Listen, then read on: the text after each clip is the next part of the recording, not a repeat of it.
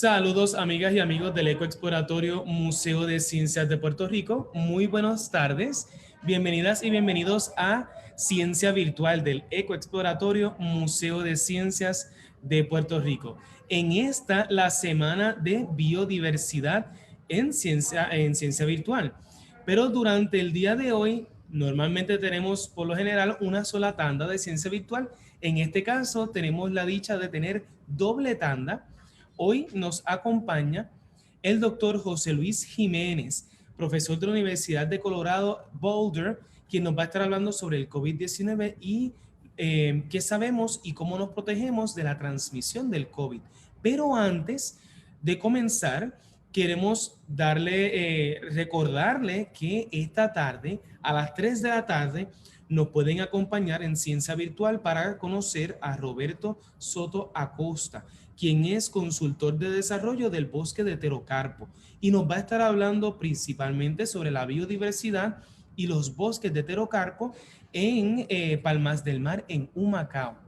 Para ello, solamente tienen que registrarse a este webinar a través de nuestra página de Facebook, Twitter e Instagram, donde encontrarán esta promoción. Al igual que todas las semanas, ustedes siempre visiten al Ecoexploratorio en Facebook, Twitter e Instagram para encontrar el calendario de actividades de la semana. Ustedes se registran o si ya nos siguen a través de Facebook, procuren que le den que le notifique en todo momento cuando el Ecoexploratorio vaya en vivo. Eso quiere decir que rápido que nosotros subamos un Facebook Live, a su celular le va a llegar una notificación para que, esté al tanto de toda la información educativa relacionada a las diferentes disciplinas de ciencia que el Ecoexploratorio le trae gracias a nuestros grandes colaboradores. Antes de comenzar, incluso queremos agradecer a nuestros auspiciadores, que sin ellos no podemos llegar a donde ustedes a través de sus celulares, sus tabletas o sus computadoras. Agradecemos a Amgen, First Bank, Goya, Cooper Vision, Donativos Legislativos, NASA Puerto Rico Spacecraft Consortium, NASA, WAPA, WKQ 580 y a Selectos. Como les mencioné, durante la tarde de hoy nos acompaña el doctor José Luis Jiménez, pero para presentarles tenemos a nuestra invitada especial, amiga del Ecoexploratorio, a la doctora Olga Mayol, quien estará presentando a nuestro invitado. Saludos, doctora. Saludos, Henry. Muchos saludos a todos. Buenas tardes. Nos alegramos de poder estar aquí con ustedes y agradecemos una vez más al Ecoexploratorio que nos da la oportunidad de llegar a tanta gente que sabemos que los siguen a ustedes y especialmente con este tema tan importante que vamos a estar hablando hoy, que es sobre la transmisión aérea del virus. Así que también agradecemos a la Universidad de Puerto Rico, al Departamento de Ciencias Ambientales, quien el doctor Jiménez es nuestro invitado hoy también en los seminarios del Departamento de Ciencias Ambientales. Y bueno, muchísimas gracias al doctor Jiménez por aceptar esta invitación. José Luis Jiménez obtuvo su doctorado en Ingeniería del Massachusetts Institute for Technology y actualmente es catedrático de Química y Ciencias Ambientales en la Universidad de Colorado en Boulder.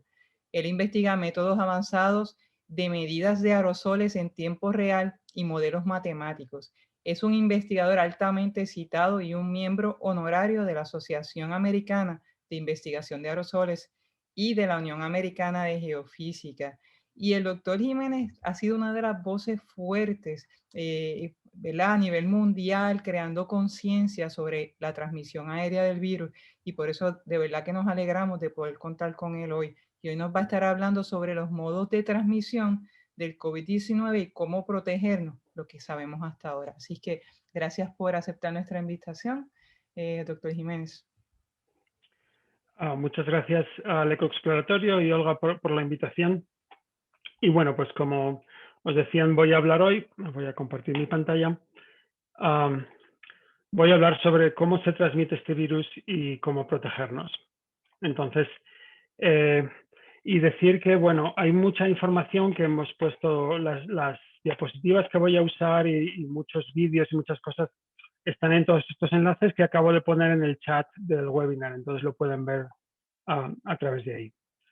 Bueno, pues voy a empezar para dar tiempo a las preguntas y bueno, decir al principio que yo soy un científico de aerosoles y entiendo de transmisión, entonces no me hagan preguntas de vacunas o de otras cosas porque de eso no soy experto, ¿no? Entonces vamos a hablar de transmisión. Entonces, lo primero voy a tratar de explicar brevemente por qué sabemos que la gran mayoría de la transmisión es por el aire. Y luego, una vez que lo sabemos, explicaré algunas cosas sobre cómo protegernos, sobre todo las cosas que pienso que se han explicado mal o se han explicado poco. Entonces, para cualquier enfermedad respiratoria se puede transmitir de tres maneras, ¿no? Puede uno tocar un objeto que tenga el virus, que sea un teléfono o la mano de una persona, y luego tocarnos el interior de los ojos, el interior de la nariz o el interior de la boca. Y así uno se puede infectar. También nos podemos infectar a través del aire de dos maneras.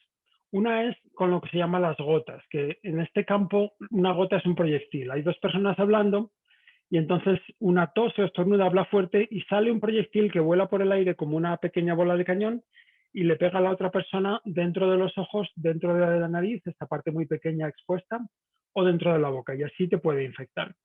Y esto hasta el día de hoy todavía la OMS, por ejemplo, dice que es la manera dominante, ¿no? Que esto es un error. Y la tercera manera es los aerosoles. Los aerosoles son pelotitas de saliva y de fluido respiratorio, lo mismo que las gotas, pero en vez de volar como un proyectil y si no le dan a nadie se caen al suelo, que es lo que hacen las gotas, los aerosoles es como el humo. El humo es un aerosol, se queda flotando, se para, no tiene una gran inercia, se para y no se cae, sino que se queda flotando y al aire libre se lo lleva el viento, pero en un sitio cerrado se acumula y nos infectamos al respirarlo, porque también tiene virus, ¿no? Entonces, ¿qué sabemos de la transmisión? Bueno, una cosa que está muy clara es que las superficies transmiten mal. Por ejemplo, hay estudios de lavarse las manos que se reducía la transmisión un poco e incluso pensaban que la gente que se lava las manos también hace otras cosas mejor, o lleva la mascarilla mejor. Entonces, se sabe que las superficies, hay un debate entre los científicos si son el 0% o si son el 10 o el 15%, pero se sabe que son muy poco importantes, ¿no? Entonces, es importante seguir lavándose las manos por si acaso y por si hay alguna otra enfermedad, pero hay que dejar de desperdiciar dinero en desinfectar superficies. Desinfectar todo esto no sirve para nada, ¿no? Y la revista Nature, la revista científica más prestigiosa, lo ha dicho muy claramente, prácticamente gritándoles a la CDC y a la OMS que digan claramente de una vez que el virus va por el aire y no por las superficies. Yo entiendo que a todo el mundo nos han metido un miedo tal a las superficies, incluso mi mujer me dice, pero seguro que no hay que desinfectar. Y no, esto ya la ciencia ya lo sabe, no hay que dejar de desperdiciar esfuerzo en desinfectar. Sobre la transmisión por el aire, ¿qué nos dicen? Bueno, pues la OMS metió la pata de manera espectacular, ¿no? El 28 de marzo sacaron esta comunicación donde decían, es un hecho, lo sabemos con tal certeza, es un hecho que este virus no va por el aire, no va por estos aerosoles, sino que va en estas gotas que salen de una persona y se caen o le pegan a alguien, ¿no? Eso es cómo se transmite. Y lo dijeron, ya no lo podían decir más fuerte porque nos dijeron que decir que va por el aire es desinformación. O sea, ya esto es una metida de pata histórica. Es como cuando encarcelaron a Galileo por decir que la Tierra daba la vuelta al Sol. Entonces, la ciencia ya hace muchos meses que nos ha mostrado que no, que esto no es así. Esto es un artículo en la revista Science, la otra revista más prestigiosa. Ya en octubre nos decía, hay una evidencia abrumadora que la inhalación de aerosoles es la forma de transmisión más importante y que esto de las gotas de la OMS es poco importante, ¿no? Y bueno, y esto no es que se les ocurriera a estos autores, sino que era el resumen de un taller de las Academias Nacionales de Ciencia, Ingeniería y Medicina de Estados Unidos, que son las organizaciones científicas más prestigiosas del mundo. Y este es el resumen. Y esto, pues digamos, son los científicos que dicen los médicos. Pues esta es la revista Clinical Infectious Diseases, que es la revista de la Sociedad de Enfermedades Infecciosas de Estados Unidos, y nos dicen que la transmisión por aerosoles es una forma muy importante y que también nos podemos contagiar a un poco más distancia si compartimos el aire en una habitación. Y una cosa muy interesante que nos dicen es que lo más sorprendente es que a la gente le haya sorprendido y que gente como los de la OMS se hayan opuesto de una manera tan visceral cuando es una cosa tan obvia, ¿no? Que este virus es un virus que va por el aire y por eso tenemos pandemia. Si se transmitiera por superficies no estaríamos en esta situación, ¿no? Y pues hay diferentes informes. Este es el Ministerio de Ciencia de España. Hicimos un informe con virólogos, epidemiólogos de Harvard y alguno de aerosoles como yo. y dijimos más o menos lo mismo, ¿no? Que está bastante claro que los aerosoles es la forma dominante y que esto de las gotas seguramente se ha exagerado, ¿no? Y que en realidad no es tan importante. ¿Qué dice la OMS ahora? Bueno, pues poco a poco van diciendo, se han dado cuenta que han metido la pata, pero no lo quieren reconocer, ¿no? Entonces esto es un grave problema. Pero ya en noviembre, María Bankerhove, María Neira, altas funcionarias de la OMS, nos decían que ventilar es muy, muy importante. Ventilar es muy, muy importante. Pero si ventilar es muy, muy importante, pero el virus no va en el aire. Porque si un virus está en una superficie, ventilar le da igual. Si un virus es un proyectil que sale de una persona y le va a otra, ventilar le da igual. Ventilar solo importa si el virus está en el aire. Sin embargo, dicen que ventilar es importante, pero no dicen que el virus está en el aire, ¿no? Y la CDC, aquí en Estados Unidos, pues también, la verdad que lo comunica de una manera extremadamente confusa, ¿no? Ahora dicen, y la OMS y la CDC sí que ventilar es importante, pero siguen haciendo explicarnos que es como un humo invisible que sale de la gente y que nos infectamos al respirar, ¿no? Esto se entiende fácilmente, pero se niegan a decirlo, ¿no? Por unas razones complejas. Y la OMS, pues ya en sus documentos científicos sí lo empieza a decir, pues este es un documento reciente de cómo tratar a los pacientes, pues ahí escondido admiten por primera vez que sí, que esto se puede transmitir por aerosoles. Ya no, en los documentos anteriores decían, bueno, tal vez, a lo mejor, ahora ya lo dicen más claramente, ¿no? Pero esto es un documento científico, al público no se lo han dicho claramente, ¿no? Bueno, entonces, ¿por qué estoy tan seguro de que esto se transmite por el aire, no? Entonces hay muchísimas pruebas que me llevarían mucho más tiempo y si les interesa, por ejemplo, en YouTube hay un seminario que di al Colegio de Médicos en España donde lo explico con más tiempo. Les voy a dar nada más unas pinceladas cortas, ¿no? Pero la clave de la confusión de la OMS y de la CDC está en esto, en que las enfermedades respiratorias se transmiten bien en proximidad cercana y si mantenemos la distancia, se transmiten peor. Esto es la distancia social o la distancia física funciona. Esta es una observación empírica de Florence Nightingale, una enfermera en 1850 en la guerra de Crimea, se dio cuenta que si mantenía las camas más separadas se le infectaban menos los soldados, ¿no? Y esto ya se verifica en muchas enfermedades respiratorias y se verifica para la COVID. El problema es por qué. Ahí es donde está el error, ¿no? La OMS tiene un vídeo, que lo pueden ver aquí en este enlace. Como les digo, pueden bajar mis diapositivas y pueden darle a los enlaces. Pues en este vídeo se ve cómo van estos proyectiles de una persona y le pegan a la otra persona y le infectan. Y si mantienen la distancia, entonces ya caen, tienen una trayectoria parabólica como una bola de cañón y caen y ya esta persona está a salvo, ¿no? Y una vez que mantienes la distancia, no importa dónde estés, estás a salvo, ¿no? El problema es que la OMS y la CDC concluyeron que el hecho de que se transmitía bien en proximidad era una prueba, era una demostración de que este era el mecanismo de transmisión. Eso es un error de lógica, que se lo advertimos en abril. Porque esto es una hipótesis, esto es plausible. Si estas gotas existen, esto puede ser. Pero hay otra hipótesis, que es que cuando tú mantienes la distancia, tú respiras menos del aire que exhala otra persona. Esto es una imagen del CO2 que sale de una persona, esto es una simulación donde se ve que si mantienes la distancia, pues el aire se va diluyendo y sube y respiras mucho menos. Otra manera de decirlo, si tú estás muy cerca de alguien y esa persona ha comido ajo, le hueles el ajo en el aliento. Si mantienes más distancia o estás en otro sitio, ya no, porque estás respirando menos del aire que sale de esa persona, ¿no? Entonces tenemos dos posibilidades.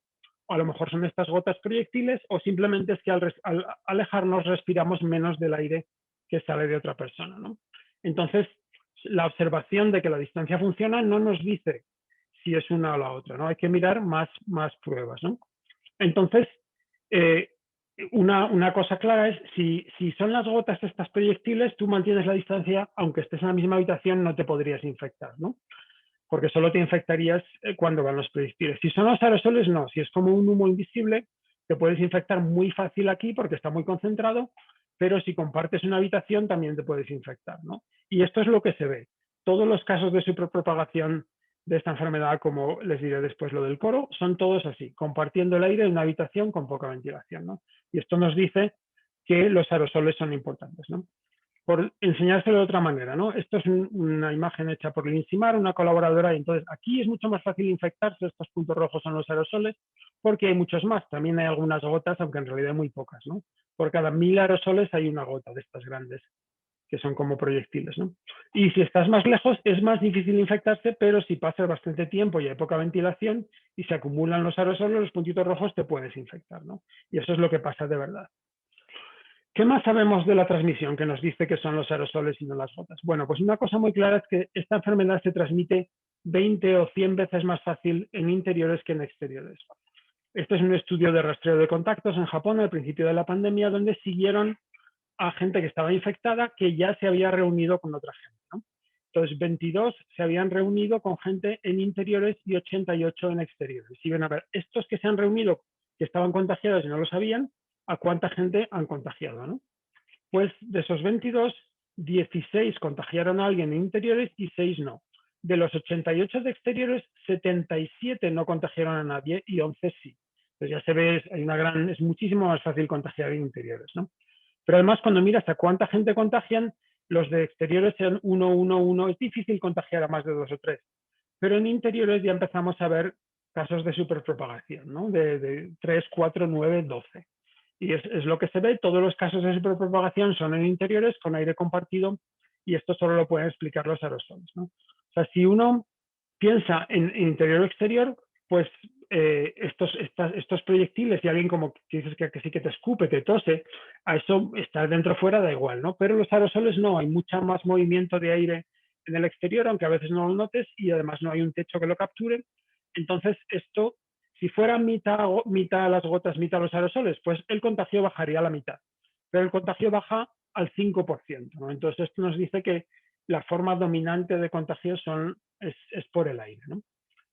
¿Qué más sabemos, no? Pues la OMS nos decía, y todavía hay gente que dice, que claro, que sabemos que esta enfermedad no va por el aire, porque si fuera por el aire ya nos hubiéramos contagiado todos, porque es diferente de las enfermedades que se sabe que se transmiten por el aire, como el sarampión, ¿no?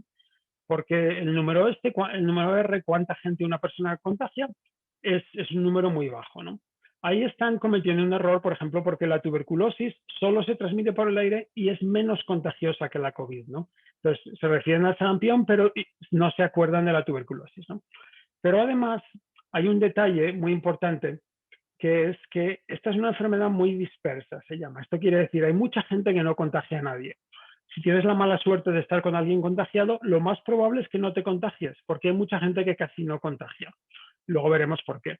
Pero hay unos pocos que contagian mucho, ¿no? Y son las situaciones de superpropagación, ¿no? Entonces, vamos a hablar un poco de esto y os voy a contar el caso del coro de Skagit en el estado de Washington, que lo investigamos nosotros. Entonces, en mi opinión, este es el caso más claro de la pandemia, ¿no? Esta foto es de otro coro, en realidad. En este coro, porque no tenemos una foto de aquel ensayo, solo fueron la mitad porque era en Seattle, ya se sabía que había COVID, aunque no donde estaban ellos, estaban en las afueras. Y entonces solo fueron la mitad y ya sabían esto de las superficies, nadie toca a nadie, dejan las puertas abiertas, tienen un montón de gel hidroalcohólico. Entonces, y a mí me parece este caso es muy claro porque tiene una gran estructura en sus acciones, ¿no? Es gente que vive en una zona muy grande y no se ven entre semana más que en el ensayo del coro. Todos están de acuerdo y la Agencia de Salud Pública que se contagiaron en este ensayo de 2 horas y media. Y de 60 se contagian 52, incluyendo gente que estaba cantando 13 metros por detrás de la persona que luego se sabe que estaba infectada, ¿no? Entonces, y sus acciones son que llegan y se ponen a cantar y están cantando como una hora y luego se van rápidamente a otro sitio a cantar en 2 grupos, pero siguen cantando en posiciones fijas y luego vuelven, tienen 10 minutos de pausa, que cada persona habla con otras 2 o 3 y van al baño y tal, y luego se ha hecho tarde ya y se van, ¿no? Entonces, podemos ver estas 3 formas de superficie, de transmisión. Las superficies nos han dicho que son poco eficientes, ¿no? Lo sabemos ya, como lo dice la CDC. Y además, sabían lo de las superficies y con esto tienen mucho cuidado, ¿no? Y la persona que luego se sabe que estaba enferma no toca nada, solo va a un baño donde van otras 3 personas, ¿no? Entonces, es imposible que se contagiasen 52 por superficies. ¿Podrían ser estas gotas proyectiles? Pues la CDC nos dice que hay que hablar cerca de alguien 15 minutos para darle suficientes proyectiles, ¿no? Entonces, es imposible que en 10 minutos de pausa que hablan con 2 o 3, alguien hablase con 52 personas, ¿no? 15 minutos. Esto es absurdo, ¿no? Entonces, está claro que por gotas no pueden ser, la gran mayoría de los contagios no pueden ser por eso. Y cuando estaban cantando, la persona enferma no tenía nadie delante. Sus gotas, si salían, pues caían al suelo, ¿no? No tenía nadie. Entonces, ¿podría ser por el aire? Pues sí, es muy fácil porque era una habitación pequeña, cerrada, con mala ventilación, estaban cantando y esto hace que salgan mucho más virus y no llevaban mascarillas, entonces es muy fácil, ¿no? Y cuando uno hace el cálculo, incluso ve que la cantidad de virus en el aire es como 10 veces más que el restaurante de China o el autobús de China, que son sitios donde en vez de cantar fuerte constantemente, están hablando a un volumen más bajo y menos tiempo, ¿no? Porque está hablando uno, luego el otro, entonces es todo consistente. Y este caso es un ejemplo, pero todos los casos de superpropagación que se han investigado, todos apuntan a los aerosoles, al aire, ¿no? No hay ninguno que yo sepa que demuestre claramente que se contagiaron 5, 10, 20 por superficies o por estas gotas proyectiles, ¿no? Bueno, ¿qué más sabemos? Pues la otra cara de la moneda es que sí, es una enfermedad que hay gente que contagia muchos en estos casos, estos brotes explosivos, pero hay mucha gente que no contagia a nadie, ¿no? Entonces, ¿esto cómo se explica, no? Y de esto de que hay gente que no contagia a nadie, dicen, bueno, es que si comparten el aire y no se contagian, la enfermedad no puede estar en el aire, ¿no? Entonces, bueno, pues voy a decirlo de un par de maneras, ¿no? Vamos a comparar dos enfermedades, ¿no? La enfermedad A, y estos de documentos oficiales o de artículos nos dicen, esta se transmite por gotas y se transmite sobre todo cuando estás menos de 1 metro, y la enfermedad B nos dicen lo mismo. Es una enfermedad de gotas, se transmite sobre todo cerca de 1 metro. La enfermedad A, pues hubo casos en que se compartía el aire y no se contagiaron. Y la enfermedad B lo mismo, hubo casos que se compartía el aire y no se contagiaron. Y esto lo toman como evidencia que no va por el aire, ¿no? Pero sin embargo, en la enfermedad A se veía que había muchos brotes en barcos, autobuses de escuela, en escuelas, en habitaciones con poca ventilación. Y en la enfermedad B se ve lo mismo, ¿no?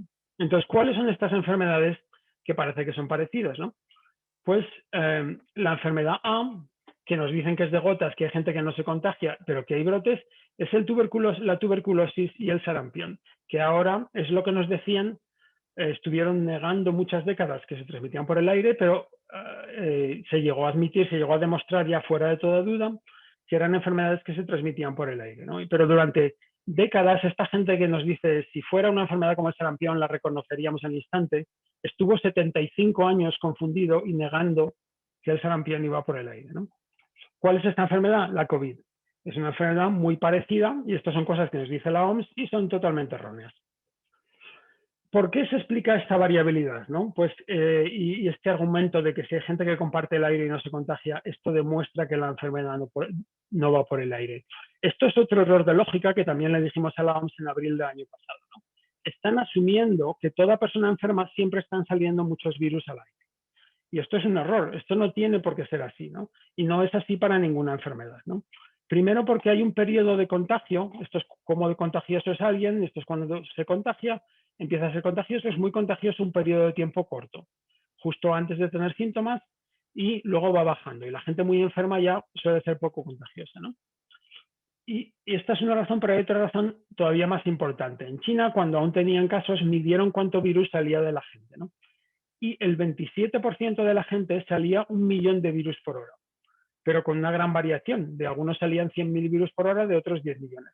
Pero del 73% de la gente no salía ningún virus. A pesar de este PCR que es muy sensible, no podían detectar ningún virus en su respiración.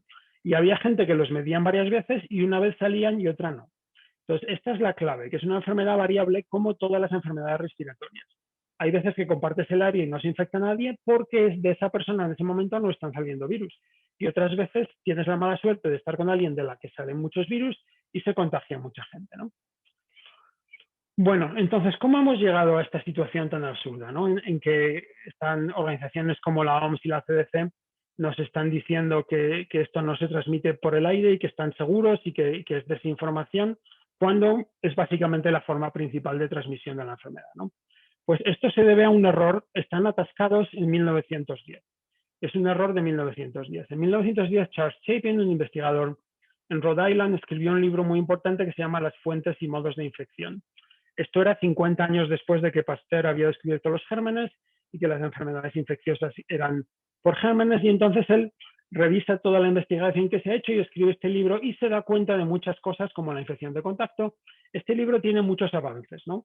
Y él tuvo mucho éxito en su hospital y entonces se convierte en un señor muy influyente y llega a ser en 1927 el presidente de la Asociación Norteamericana de Salud Pública, ¿no?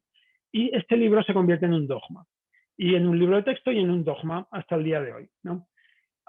Entonces, pero comete un error muy grave, ¿no?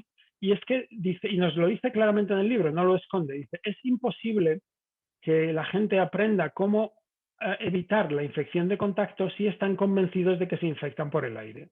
Porque la infección por el aire que la gente pensaba era muy fantasmagórica, que salía el virus de Puerto Rico y iba por el Atlántico e infectaba a alguien en España y cosas así, ¿no? Entonces, él dice, no, yo voy a decir, y él dice, no lo sabemos, no se podía medir, entonces no sabemos si va por el aire o no. Pero yo voy a decir que no, que la transmisión por el aire es casi imposible, ¿no? Y que la transmisión está en proximidad son estas gotas proyectiles, ¿no? Y que por eso cuando te alejas ya no te contagias, ¿no? Aunque él sabía de la otra explicación, la niega, ¿no? Y dice, bueno, si alguien quiere decir que una enfermedad se transmite por el aire, pues entonces esto requiere una evidencia extraordinaria, ¿no? Que es lo mismo que nos dijo la OMS el 6 de abril cuando nos reunimos con ellos. Les dijimos, pero si nosotros tenemos más evidencia por el aire que vosotros de las superficies y las gotas, ¿no? Pero decía, bueno, pero eso ya lo sabemos, ¿no? Y lo del aire es muy improbable, nos tenéis que dar muchísima más evidencia de la que tenéis, ¿no? Entonces, bueno, pues ¿cuál es la sociología aquí? ¿Cómo puede estar la OMS tan atascada, ¿no? Bueno, pues llevamos 110 años que se considera prácticamente imposible que las enfermedades se transmiten por el aire, ¿no? Salvo algunas enfermedades muy especiales que se han demostrado a base ya de no poder negarlo, ¿no? Que son pues el sarampión, la varicela, la tuberculosis. Entonces, los aerosoles no se estudian. En la medicina, el número de horas que se estudian los aerosoles es cero, ¿no? Y la OMS tiene 0 expertos de esto, ¿no? Este es alguien que trabajó con ellos en temas de mascarillas, que son filtros de aerosoles, y dice, todavía no he tenido una reunión o siquiera un correo electrónico con la OMS donde haya siquiera un científico de aerosoles. Son todos epidemiólogos y nadie sabe de aerosoles y entonces y así nos va, ¿no? Y hay un comité clave dentro de la OMS que es el que decide cómo se transmiten las enfermedades. Ese comité hay 6 expertos de lavarnos las manos, ¿no? Entonces, sorprendentemente que nos dijeron que hay que lavarse las manos, ¿no? Pero hay 0 expertos que sepan de transmisión por el aire, ¿no? Y entonces ¿y por qué esta situación? ¿Por qué pensaban que lo del aire es casi imposible, ¿no? Es lo que les he dicho, ¿no? Y cometen unos errores tremendos, porque no saben, porque es una cosa que no han estudiado, ¿no? Entonces, con esta pandemia por fin ha destapado ese error de 1910 y hay que cambiar el paradigma. Esto es como lo de Thomas Kuhn, como cuando apareció la teoría de la relatividad o cuando nos dimos cuenta que la Tierra daba la vuelta al Sol y no al revés. En vez de decir que es casi imposible que las enfermedades respiratorias se transmiten por el aire, nos tenemos que dar cuenta que es al revés. Tenemos que asumir que todas las enfermedades respiratorias se transmiten por el aire a no ser que se demuestre lo contrario. Y además hay evidencia, hay pruebas para los catarros, para la gripe, para el SARS, para el MERS, para casi todas las enfermedades, ¿no? Respiratorias. Y entonces tenemos que ventilar. Wells, que fue uno de los que demostraron que la persona principal que demostró que el sarampión y la tuberculosis se transmitían por el aire, pues ya se lamentaba en la revista Science en 1945 que nuestra sociedad ha puesto un gran esfuerzo en desinfectar el agua. Ya no desinfectamos por el agua con unos sistemas de desinfección y de tubos y de todo, y en desinfectar los alimentos, los sistemas de inspección y tal, para que si hay una infección de las lechugas, de repente nos avisan y tal. Y sin embargo, para la ventilación no se ha hecho, porque como se ha negado que había enfermedades que iban por el aire, pues entonces por eso tenemos las escuelas y los edificios muchas veces muy mal ventilados, ¿no? Y las casas.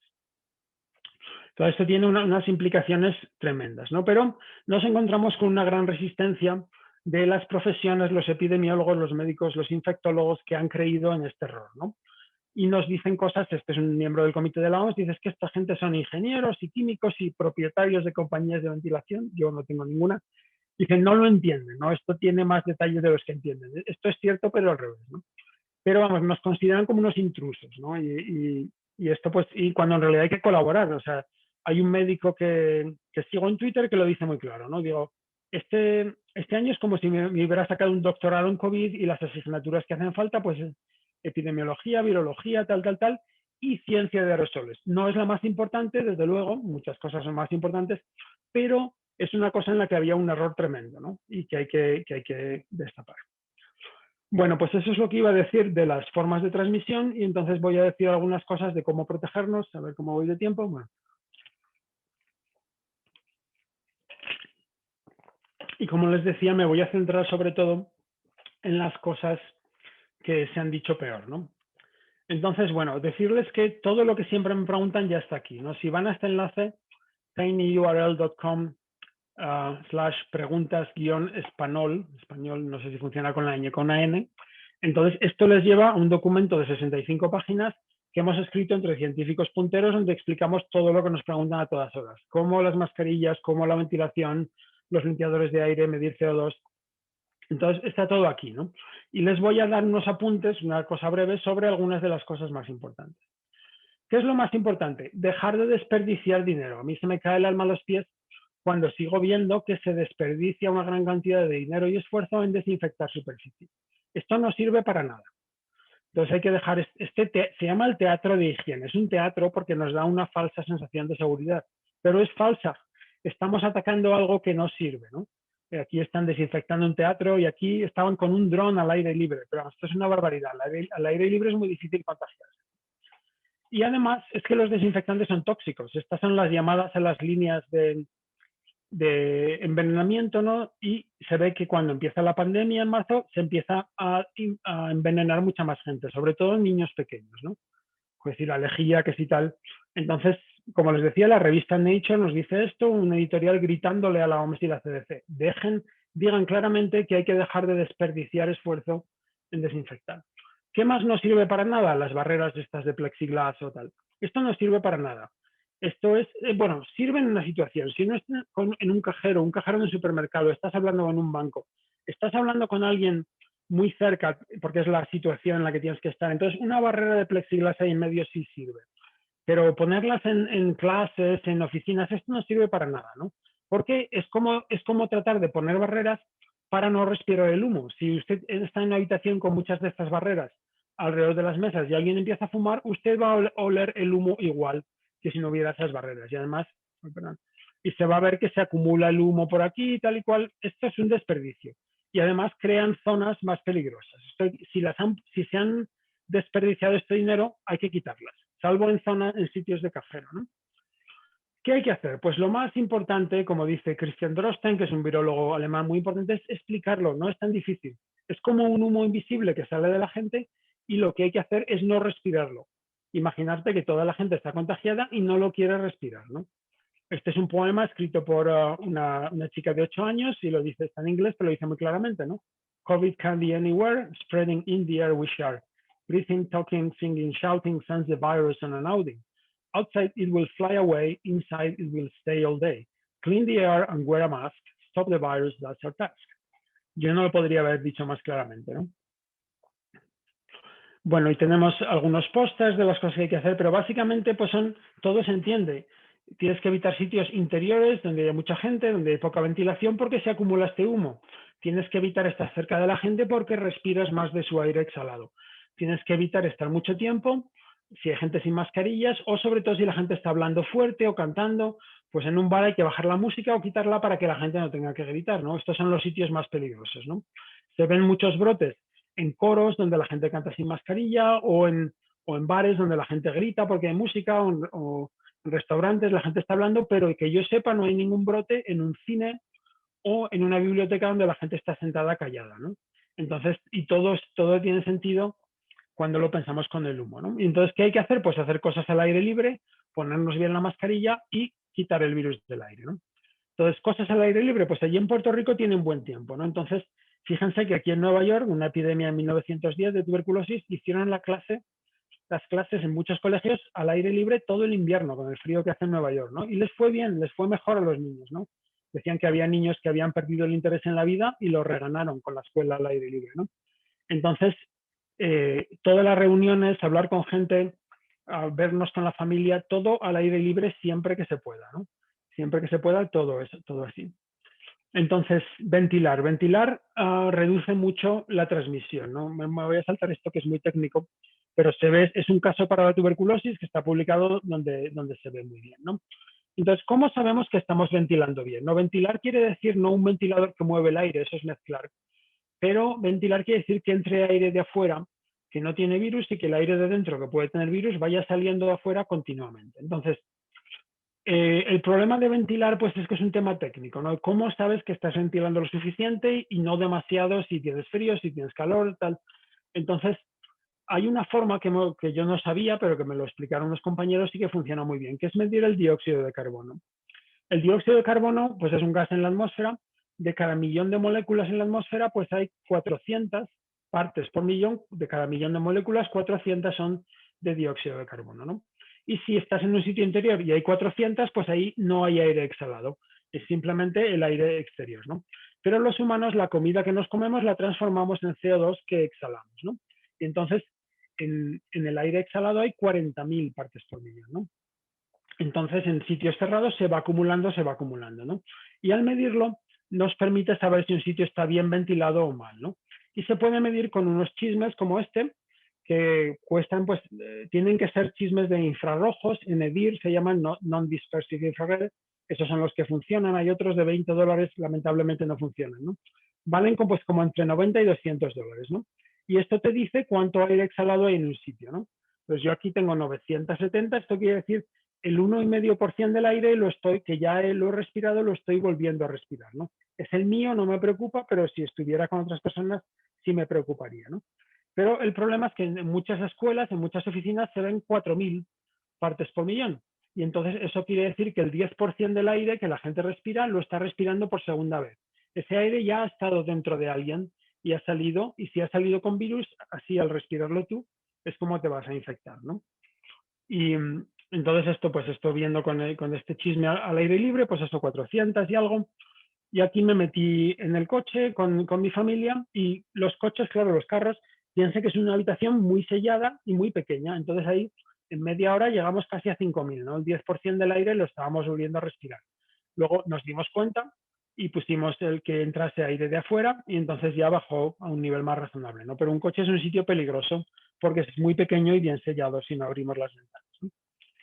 Entonces, lo que yo creo que se debe hacer, y esto ya se hace por ley en Taiwán, por ejemplo, y se empieza a hacer en Corea del Sur también por ley, que son países que les ha ido mucho mejor. Y ya lo hacían antes de la pandemia, ¿no? En todos los sitios donde compartimos el aire tiene que haber una pantalla donde se ve cuánto CO2 hay, ¿no? Y si sube muy alto, pues entonces tienes a demasiada gente. Así es como se debería decidir cuánta gente puede haber en una escuela, en un restaurante, en una oficina, ¿no? Si el número sube, hay demasiado aire exhalado, hay que ventilar más. Si no puedes ventilar más, hay que tener menos gente o menos tiempo, ¿no? Y esto se puede hacer. Hay una aplicación, con una aplicación al teléfono, esto se puede poner en una televisión y no cuesta más que eso, $200. Entonces no hay excusa para no hacerlo en todos los sitios públicos donde compartimos el aire, ¿no? Pero yo creo que debería ser una ley. Y además, pues además de indicarnos que nos podemos contagiar, ya se sabe desde hace mucho tiempo que el CO2 alto nos hace más tontos, ¿no? Estos son de un artículo de un grupo de Harvard en que miden diferentes cosas como el uso de la información, la estrategia, cada línea es una persona y lo que ven es que cuando va aumentando el CO2 en la habitación se hacen mucho más tontos. Aquí están al 25%, ¿no? Entonces, por eso nos dicen hay que mantenerlo por debajo de 1.000 por cosas de estas cognitivas, ¿no? Entonces, ustedes imagínense que la Pfizer inventase una pastilla para hacernos más listos, ¿no? Smartagra o algo así. Bueno, esto nos lo venderían como si fuera oro, ¿no? Y sin embargo, lo tenemos al alcance de nuestras manos, nada más tenemos que ventilar, abrir las ventanas y nos hacemos más listos. Pero esto se ha despreciado completamente y se sigue ignorando, ¿no? Porque no es importante y a los políticos no les interesa y la gente no lo sabe, ¿no? Entonces, esto es una cosa, tenemos que todos que convertirnos en activistas de la buena ventilación, ¿no? Y conseguir un chisme de estos que se pueden compartir y sacarnos una foto, si hay un restaurante, un supermercado que está muy alto, sáquenle una foto y pónganlo en Twitter o en Facebook y para avisar, para, digamos, que no se puedan esconder, ¿no? De que tienen mala ventilación y que hagan algo al respecto, ¿no? Y en las escuelas se ve, por ejemplo, que en España, como ha sido el invierno, pues han estado haciendo muchos experimentos mis compañeros, pues que puedes ventilar. Hacía mucho frío, entonces querían abrir lo menos posible. Entonces esto es un día en una escuela y entonces un día abren las ventanas menos y se les sube más, ¿no? Están a 900, 1000, que es demasiado alto, ¿no? Decimos, hay que estar a 700 o menos, ¿no? Y otro día abren las ventanas un poco más y ya se mantienen a 700. Aquí es cuando se va en el recreo, aquí vuelven, tal. Y entonces esta situación ya es mucho más segura, ¿no? Pero cuando estaban cerrados estaban a 3000, ¿no? Que eso no lo enseñamos aquí. Y para tenerlo así hacía falta abrir 3 ventanas 15 centímetros. No hace falta tenerlo todo abierto de par en par, ¿no? Si se puede tener abierto de par en par porque hace buen tiempo, por supuesto, ¿no? Pero si no, pues con una apertura limitada se puede hacer, pero esto varía en cada edificio, depende de si hay viento, depende de muchas cosas, ¿no? Entonces hay que medir. Como decía Lord Kelvin, un científico muy importante, solo se puede mejorar lo que se mide. Y esto es un viaje en avión, una persona fue de España a Holanda, ¿no? Y entonces iba midiendo, aquí está en el autobús del aeropuerto, y aquí es cuando está en el tubo, cuando entra el avión, y ese tubo no tiene ventilación, ¿no? Y aquí el CO2 sube mucho. Luego entra el avión y no tienen puesta la ventilación, y también vuelve a subir, ¿no? Ya en el vuelo propiamente dicho está bien ventilado, y luego aquí ya llega, va en el tren. Entonces, esto nos permite saber diferentes ambientes cuál es la probabilidad de contagio, ¿no? A ver. Bueno, acabo rápido.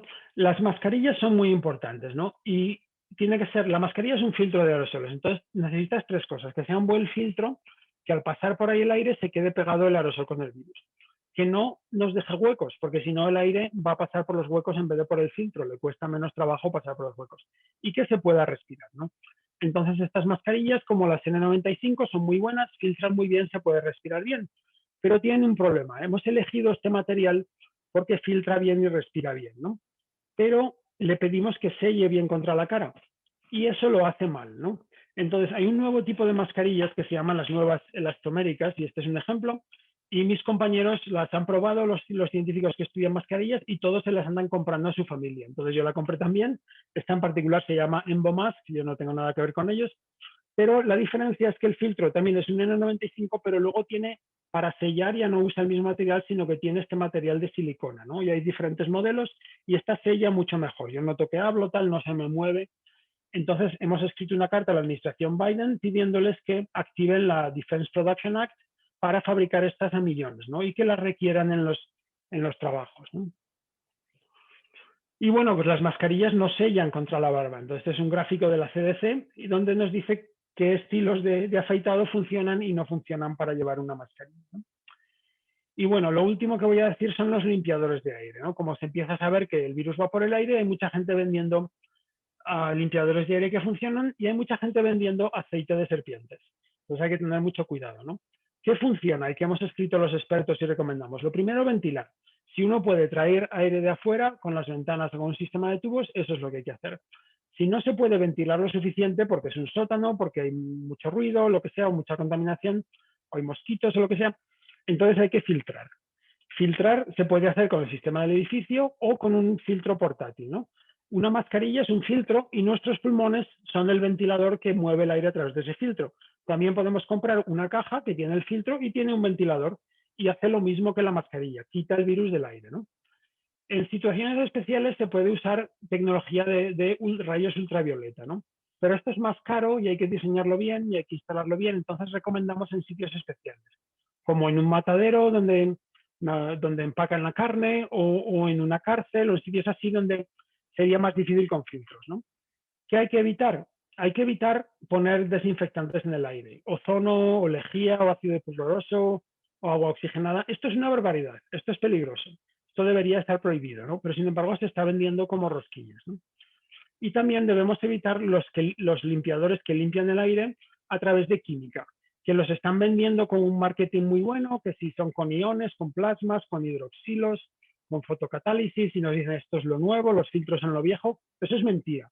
Estos sistemas producen química, y miren que yo soy químico, pero estos sistemas producen a través de la química compuestos tóxicos y hay que evitarlos. Simplemente ventilar, filtrar y ultravioleta. Y estos son imágenes de filtros. Los filtros caros, sepa, funcionan muy bien, pero se pueden hacer baratos. Vayan a Home Depot en Puerto Rico y con esto funciona muy bien, ¿no? Tiene que ser suficientemente grande para el sitio. Lo explicamos en nuestras preguntas frecuentes, pero esto funciona muy bien. No tiene por qué ser caro. Y bueno, lo voy a dejar ahí. Y encantado de responder las preguntas, ¿no? Y como les decía, si van al chat al principio están todos los enlaces donde están las preguntas frecuentes, una copia de estas diapositivas o muy parecidas, mi canal de YouTube donde lo he contado de otras maneras y todas estas cosas. Muchas gracias.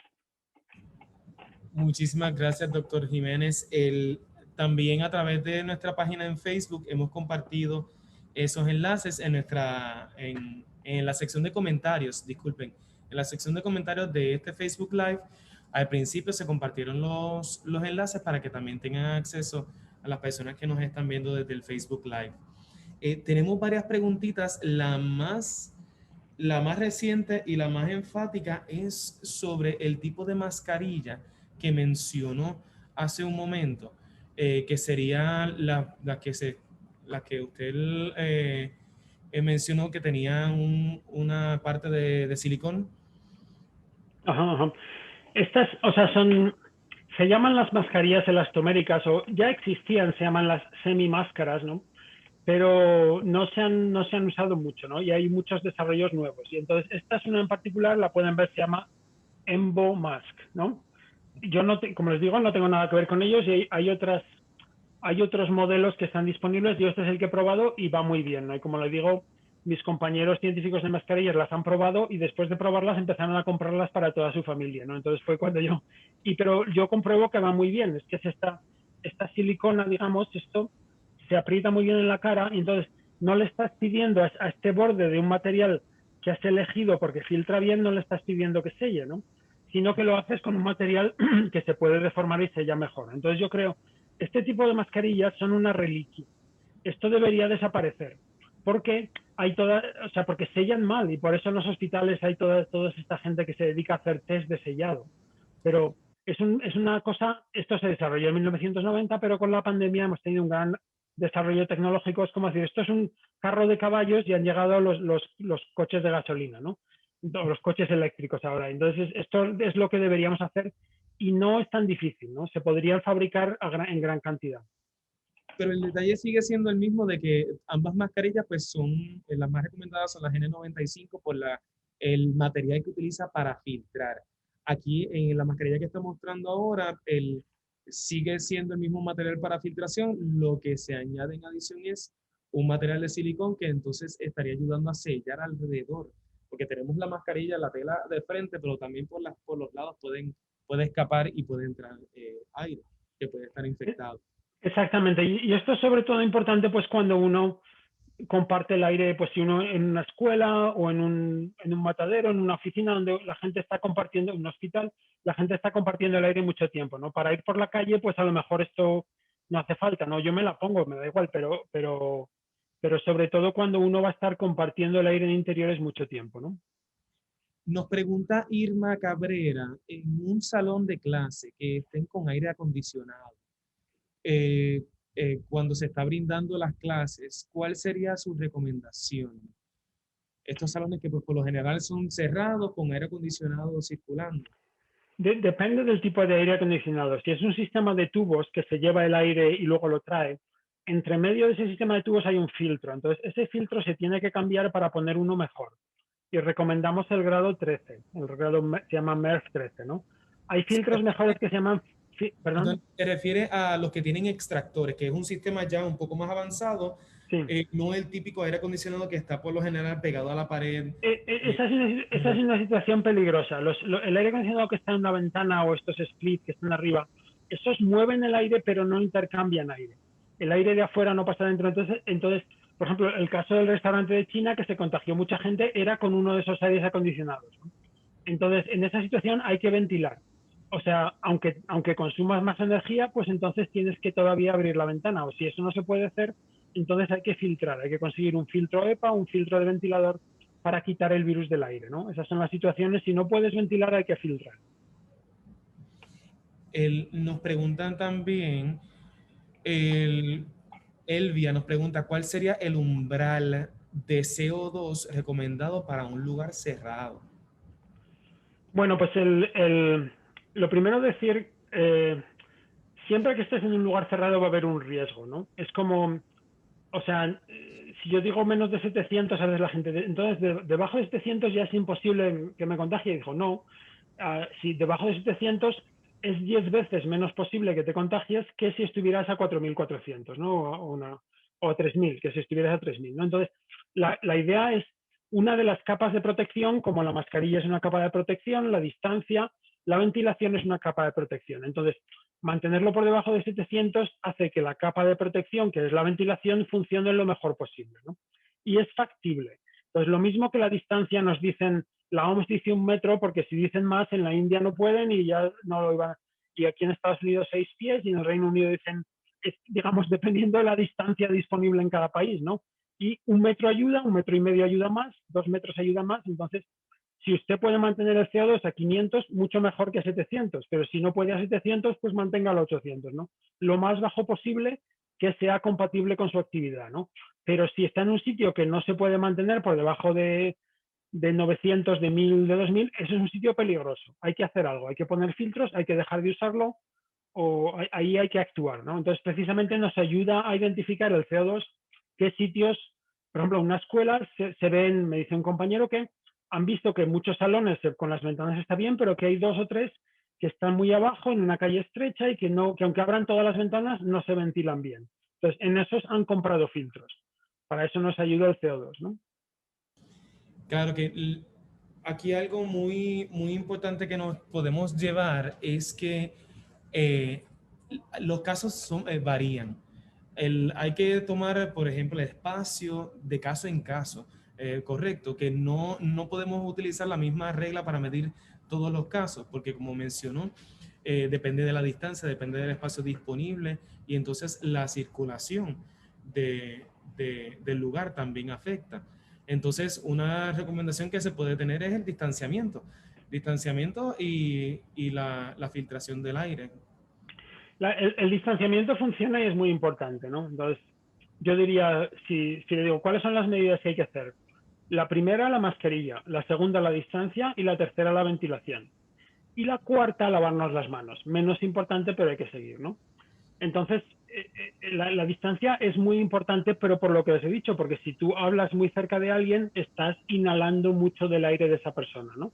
Entonces, mantenerte a más distancia, como si estuviera saliendo el humo, respiras menos humo, pero sigues respirando humo, por eso no se acaba ahí, ¿no? Al principio de la pandemia nos decían, bueno, si ya mantienes distancia, ya no hace falta hacer nada, ya estás seguro, ¿no? Y eso se ha visto que es totalmente falso. Hay miles de casos de superpropagación que son todos la gente compartiendo el aire en la habitación, ¿no? Doctor Jiménez, algo que incluso pues, Amara Martí nos acaba de comentar a través de Facebook, eso mismo. ¿Llevamos cuánto? Casi un año en esta pandemia, trabajando con el COVID un poco más, conociendo sobre el COVID un poco más. Y al día de hoy, yo todavía veo muchas personas, no la mayoría, pero muchas personas lo suficiente como para preocuparme, que utilizan la mascarilla por debajo de la nariz o que utilizan la mascarilla muy ligera, que constantemente a medida que van hablando la mascarilla se le va bajando. Entonces, por eso nos seguimos contagiando. Están llevando una mascarilla de decoración. En España las llaman las quitamultas. Entonces, eso quiere decir, ni les está protegiendo ni están protegiendo a los demás porque el aire, como todo el mundo, va por donde menos trabajo le cuesta. Y le cuesta menos trabajo ir por los agujeros que ir por una tela que le opone resistencia, ¿no? Entonces, si se llevan así, se llevan por decoración, ¿no? Y esta gente pues se va a contagiar más y se va a contagiar más, ¿no? O sea, la cosa más fácil que podríamos hacer para bajar los contagios es si todo el mundo estuviera 10 minutos delante de un espejo ajustándose la mascarilla y viendo de las mascarillas que tengo cuál es la que me ajusta bien, que tiene unos hierros aquí en la nariz y que no me deja hueco aquí. Porque ahora que lo menciona, sobre los metalitos, los pequeños alambres que tiene la parte de arriba, he visto muchos que tienen las mascarillas que utilizan esos metales, pero no se los ajustan. Y es muy importante que una vez se ponga uno la mascarilla, se ajuste ese metal para sellar lo más posible. Eso es algo que hay que recalcar. Exactamente, y la CDC la verdad no lo está haciendo bien, ¿no? Porque hace 2 semanas la CDC y Fauci nos decía, pónganse 2 mascarillas. Y la razón por la que lo dicen y lo explican es porque como la gente lleva una mascarilla mal puesta con huecos, Si te pones otra encima, a lo mejor hace que la primera se ajuste mejor, ¿no?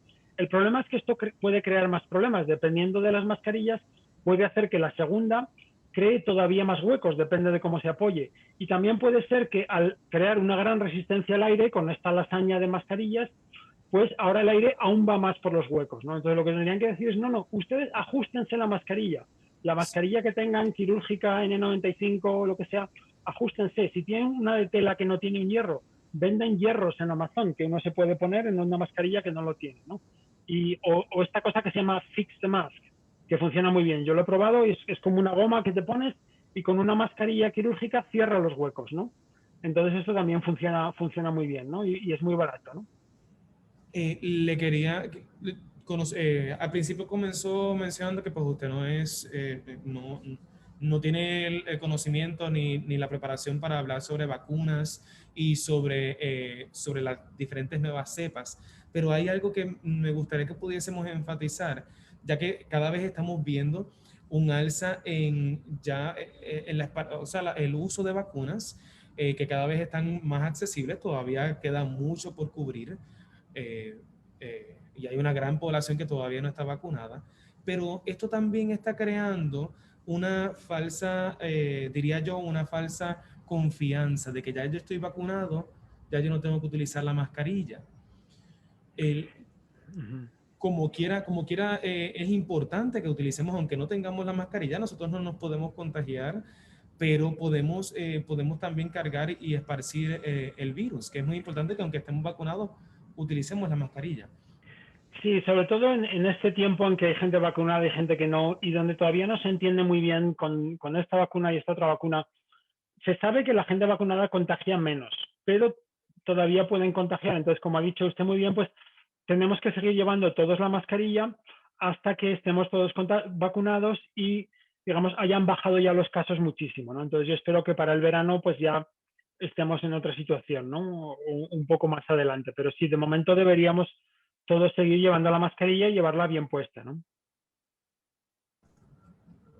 Rosa María Jaumá nos escribe: soy médico de familia, trabajo en Girona, Cataluña y en España. Me preocupa que en las unidades de prevención de nuestra empresa no se preocupan por la calidad del aire y la importancia de los aerosoles y el COVID-19. Mi pregunta es, ¿cuál sería el nivel deseable de CO2 en un centro de salud como garantía de calidad de aire? Nos dicen inferior a 1000 partes por millón, pero según el RITE sería inferior a 500 partes por millón. ¿Cuál es la cifra adecuada? Sí. Los políticos están tratando de no tener que hacer nada, ¿no? Entonces, como ven que 1000 y eso sí que lo pueden conseguir, pues dicen eso. Pero eso es peligroso en un centro de salud. Debería ser lo más bajo posible. Siempre por debajo de 700 y más bajo si es posible, ¿no? Hay un detalle, y es que dependiendo de uno está, pues si uno está en una calle en Madrid, en Nueva York, a nivel de calle, porque los coches también producen CO2, entonces a lo mejor en la calle está a 500 o a 550. Entonces cuando decimos 700, en realidad estamos diciendo 300 más que afuera, ¿no? Entonces, si afuera hay 550, pues puedes ir hasta 850, ¿no? Ese detalle hay que entenderlo, pero sí que habría que hacerlo lo más bajo posible, ¿no? Y hay mucha gente que va con los medidores a sitios de salud y ven que hay 1500, 2000, porque no, y que la gente no presta atención, ¿no? El gran problema, pues en Estados Unidos la CDC, en España la OMS, tienen como una dictadura intelectual. Todos, aunque la OMS no puede llamarle al ministro en España y decir, usted haga esto, ¿no? No pueden decirlo, pero la OMS dice, nosotros recomendamos esto y todos los ministros, todos los países, tal, o en Estados Unidos la CDC, todos los colegios, todos los estados siguen exactamente lo que dicen, ¿no? Y como estos están en un error tremendo y lo siguen sin explicar, pues así estamos, ¿no? Que la gente está confundida y los políticos, los gerentes de los sitios no se escudan en esas recomendaciones confusas y incompletas y no hacen lo que hay que hacer.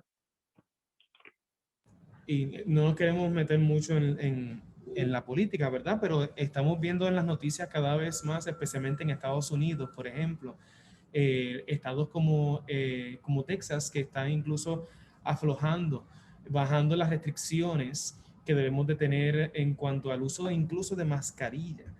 Y podemos ver esas noticias que para mí son muy preocupantes, pero eso no quiere decir que nosotros debemos de bajar la guardia, al revés. Tenemos que enfatizar el uso de mascarilla y ventilación en el área. Sí, sí, eso es la dirección completamente errónea, porque lo que ha estado pasando es que hemos estado llevando la mascarilla, pero mucha gente la ha estado llevando mal.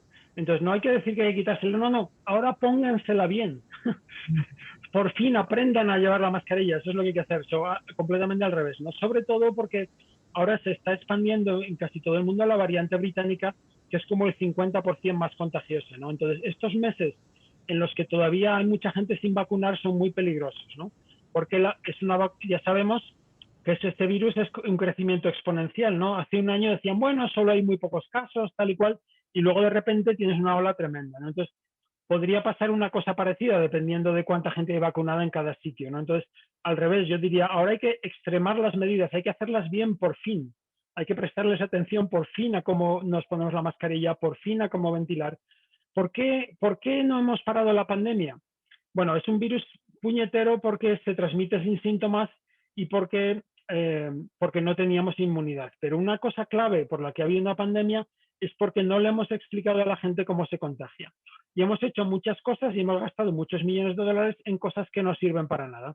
En desinfectar las superficies y en cosas así, en poner mamparas y en cosas que no sirven absolutamente para nada y cosas muy fáciles de hacer que cuestan mucho menos dinero, como medir el CO2 o como abrir las ventanas, no se han hecho, porque esto no era una cosa importante, ¿no? Entonces, esto es una pena, ¿no? Hablé con la Secretaría de Educación de una gran capital en Latinoamérica y decían, vamos a empezar las clases y nos hemos gastado una fortuna. Y digo, ¿en qué se han gastado una fortuna? Se habían gastado una fortuna en desinfectantes y en contratar gente para que desinfectase. Y les dije, ¿y para la ventilación qué han hecho? ¿Han hecho algo? ¿Han comprado medidores de CO2? No habían hecho nada. Y además no les quedaba dinero porque ya se habían gastado todo lo que tenían y más en desinfectantes. Les dije, vendan los desinfectantes lo antes posible, pero ya pues ya no quieren hablar conmigo, ¿no? Entonces, esto es un desastre, ¿no? Entonces están exponiendo a los padres y a los alumnos a un contagio que se podría evitar sin tanto esfuerzo, ¿no? Algo también que no sé si nos pueda abundar es con relación, nos trae tanto Gloria Escobar como Ana Pilip, es sobre la ventilación, el uso constante de mascarillas o por largo tiempo y la circulación de aire saludable para nosotros. El que constantemente estamos respirando aire de nosotros mismos, CO2 de nosotros mismos. En cuanto a eso, ¿qué nos puede hablar? Eso es un bulo, una desinformación, ¿no? Hay gente que dice eso, pero esto no es. O sea, sí que puede haber mascarillas si es una mala mascarilla que no es respirable, que te haga difícil respirar, pero entonces consiga una buena mascarilla, ¿no? Una mascarilla buena como una N95 o una elastomérica permite respirar perfectamente, ¿no? Y hay una gran cantidad de evidencia. Hay millones de sanitarios que llevan mascarillas tal y cual y no les pasa nada. Y uno puede con un pulsioxímetro, un chisme de estos que te pones en el dedo y mide la saturación de oxígeno, se puede medir y yo he hecho el experimento y se ha publicado artículos científicos en The Lancet, que es la revista científica más importante, pero lo puede hacer uno cualquiera. Se mide la saturación de oxígeno, se pone la mascarilla y se mide la saturación de oxígeno y no cambia. Porque el cuerpo respira un poquito más. ¿Por qué? Porque la cantidad de aire que está atrapada entre la mascarilla y la cara es muy pequeña comparada con la cantidad de aire que respiramos, ¿no? Entonces, no puede subir el CO2 mucho y además se escapa de ahí el aire, ¿no? Precisamente porque la mascarilla deja pasar el aire. Entonces, esto es desinformación. La gente que dice esto, que consiga un pulsioxímetro y que haga el experimento. Y se puede convencer que esto es falso. Interesante. De verdad que pues constantemente estamos viendo actualización de la información, vemos que no solamente con relación a las variables del virus, sino también cómo debemos de protegernos, proteger el área laboral, el área donde nosotros vivimos y también ahora que están, especialmente aquí en Puerto Rico, estamos reabriendo las escuelas, cómo garantizamos un espacio seguro, no tan solo para los maestros, sino para los niños y sus familias. Y es bien importante que entonces nos mantengamos al día con esta información. Agradecemos muchísimo al doctor José Luis Jiménez por estar con nosotros y brindarnos su conocimiento en cuanto perdone, a la transmisión del COVID-19 y garantizar una ventilación, no tan solo en nuestra área laboral, sino también en nosotros mismos, con el uso también de mascarillas. ¿Algún mensaje final, doctor, antes de culminar el día de hoy? Bueno, pues que de momento, pues la CDC, estamos en contacto, nuestros grupos de científicos, tanto con la CDC, con la OMS, y yo espero de que, o sea, ya es tan obvio que la forma principal de contagio es por el aire, que yo espero que lo digan más claramente dentro de poco, pero tampoco podemos esperar porque son organizaciones complejas con presiones políticas y sabe Dios lo que van a hacer, ¿no? Entonces, que tenemos que ser todos activistas, ¿no? Si usted ve a una persona con la mascarilla mal puesta, dígaselo con educación. Donde uno trabaja y uno tal, pues hay que enfatizar lo de la ventilación, ¿no? Y hay que empezar a medir el CO2. Yo he regalado muchos y hemos sacado dinero con el GoFundMe para regalar 52 medidores que hemos enviado a 12 países, ¿no? Y no cuestan tanto y se pueden compartir. Hay unos australianos que tienen como una biblioteca, tienen estos y los van prestando, y entonces con un día que te lo lleves al trabajo, que te lo lleves a clase y tal, se aprende muchísimo, ¿no? Entonces tenemos que ser todos un poco activistas, no esperar que nos salve la CDC, la OMS o los ministerios de sanidad, que van más lentos que el caballo del malo, sino tomar las cosas, tomar las riendas en nuestras manos, ¿no? Muchísimas gracias, doctor. Tenemos también a la doctora Olga Mayor con nosotros, el que desea dar unos mensajes antes de culminar. Saludos, doctora. Saludos, saludos. Bueno, yo quiero decir que yo estoy inmensamente agradecida al doctor Jiménez ¿verdad? Por esta charla que nos ha ofrecido. La información que nos has traído es tan y tan valiosa que yo lo que le pido a nuestra audiencia, a todas esas personas que están conectadas ahí, que por favor rieguen la voz de cómo, ¿verdad? Podemos protegernos mejor de este virus, porque como decías ahorita, todavía esto no se ha terminado, todavía tenemos unos meses donde sí tenemos que aumentar la protección. Hay información bien valiosa que yo estoy segura que mucha gente no conocía, que estábamos enfocándonos en, ¿verdad? En como bien explicabas, en estas cosas que no son tan importantes como la limpieza de superficie, los acrílicos. Vamos entonces a hacer esas cosas que son importantes, pero mire, comparta esta charla con otros. Esto tiene que saberlo en las universidades, tiene que saberlo las escuelas, ¿verdad? Los gimnasios, los restaurantes. Y como bien decías, con tan poco como $200, ¿verdad? Podemos resolver en un lugar el asunto de la ventilación. Así es que inmensamente agradecida al Ecoexploratorio también por permitirnos llegar a tanta gente. Y muchas gracias, doctor Jiménez. Otra vez, gracias. Muchas gracias a ustedes por la invitación. Y muchas gracias tanto al doctor José Luis Jiménez como a la doctora Olga Mayor por estar con nosotros y por brindarnos este espacio para mantenernos actualizados en cuanto al COVID-19 y la propagación del mismo, la transmisión. Gracias a todas y todos por estar con nosotros en Ciencia Virtual, a través de la cual todavía queda un webinar adicional para que ustedes puedan conocer más y celebrar con nosotros la Semana de la Biodiversidad. Hoy a las 3 de la tarde nos acompaña Roberto Soto Acosta con el tema de biodiversidad y los bosques pantanosos de Terocarpo en Puerto Rico, el bosque en Palmas del Mar en Humacao. ¿Cómo pueden entonces participar de este webinar? Conéctense a nuestras redes sociales, Facebook, Twitter e Instagram, donde encontrarán este webinar, esta promoción. Y al ladito va a encontrar el enlace para registrarse al mismo. Si no se pudo registrar a través de Zoom, no se preocupe, que a través de Facebook Live estaremos transmitiendo en vivo. Más adelante, usted puede también visitar nuestro canal en YouTube, donde encontrarán ese y todos los videos de Ciencia Virtual para que ustedes puedan compartir con otras personas y mantenerse informados en las diferentes disciplinas de ciencia a través del Ecoexploratorio. Ustedes también pueden visitar la exhibición del Ecoexploratorio en Plaza Las Américas para participar de recorridos guiados y actividades como talleres interactivos a través de su reservación. Deben de comunicarse a través de nuestro correo electrónico info@ecoexploratorio.org para visitarnos. Y a través de su comunicado puede entonces reservar su espacio. Estaremos prontamente publicando nuestro calendario para las reservaciones de las próximas semanas. Muy importante visitar nuestras redes sociales para que esté al tanto de los talleres y los recorridos, las temáticas de recorridos que tendremos disponibles los viernes y sábados del mes de marzo y más adelante de los próximos meses. Así que, muy importante, puede entrar a nuestras redes sociales para más información en Facebook, Twitter e Instagram del Ecoexploratorio Museo de Ciencias de Puerto Rico. Esto ha sido todo por ya mismito, por ahora, porque regresamos ahorita a las 3 de la tarde, así que los esperamos.